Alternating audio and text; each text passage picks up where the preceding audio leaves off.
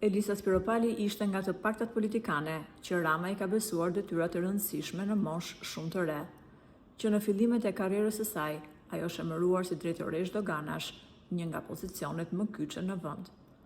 Në media u fol gjithsesi se Elisa pas largimit të saj nga detyra e la doganën me 5 milion euro minus.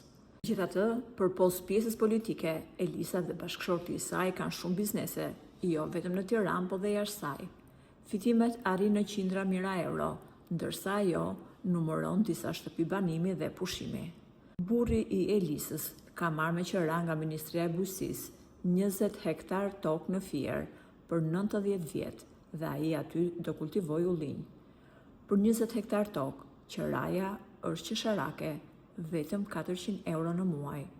Por duket se favorizimet e Elisës dhe bizneseve të saj i erdhi fundi pas përplasjes që ajo ka patur me Edi Ramën dhe Belinda Ballukun.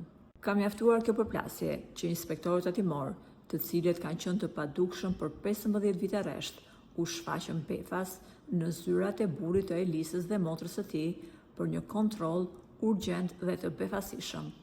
Kjo ka bërë që bashkëshorti i Elisës të shpërthejë me një fjalor banal në drejtoreshës së tatimeve dhe jo vetëm kaq, por ai ka dërguar edhe disa mesazhe. Për çdo gjë që ka ndodhur, drejtoresha e tatimeve i është drejtuar policisë së shtetit.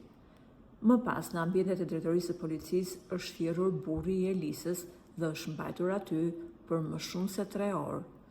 Drejtoresha e tatimeve nuk ka tërhequr denoncimin dhe pritet që çështja të shkojë në gjykat dhe nëse vërtetohen akuzat, burri i deputetes rrezikon të dënohet nga 1 deri në 3 vite heqje lirie.